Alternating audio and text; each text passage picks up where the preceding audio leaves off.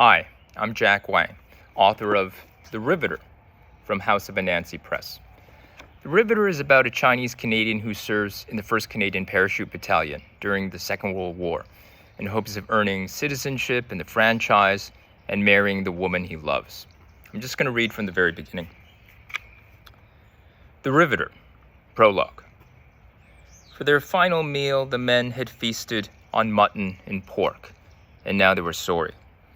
All that food sat roiling inside them as their transport plane, an Albemarle, pitched and rolled in the dark. A night of buffeting winds, plus the wash of other Albemarles flying in formation. Every so often the plane would drop and their stomachs lurch. During field exercises, the same man had always been first to retch. But in an unusual show of restraint, he had traded his dinner for cigarettes. Now they all waited to see who would do the honors instead. The men had to squat on the floor of the cabin, under the weight of all their gear, the parachutes and the leg kit bags, every conceivable pocket crammed full of ammunition. With every dip and roll, they fought to stay upright. The whole plane roared with the gargling drone of the engines and stank of oil and gas and human tinctures, body odor, bad breath, and effluvium from all that mutton and pork, not to mention a miasma of cigarette smoke. Soon, it would smell even worse. Josiah Chang had an iron stomach, but even he had to close his eyes to settle the waves of nausea.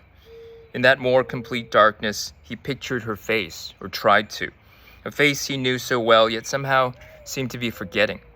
She had thin brows and heavy lids and dimples like wounds.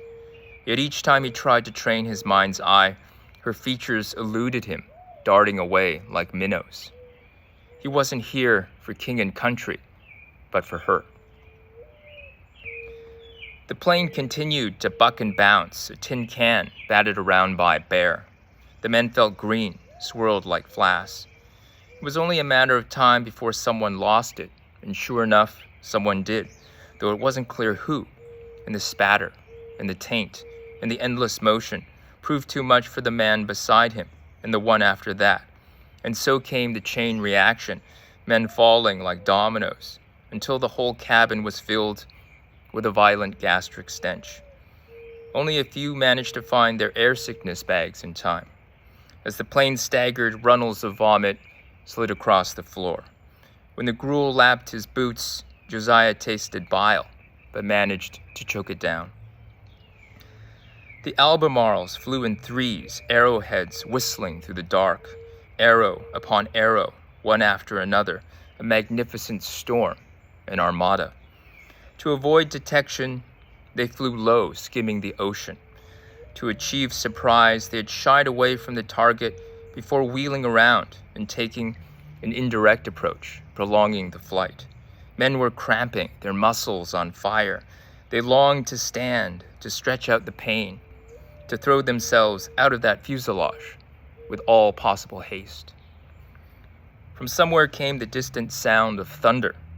The floor door opened, letting in a bracing rush of air, the cleansing breath of God himself, which meant they were nearing the coast of France, Normandy.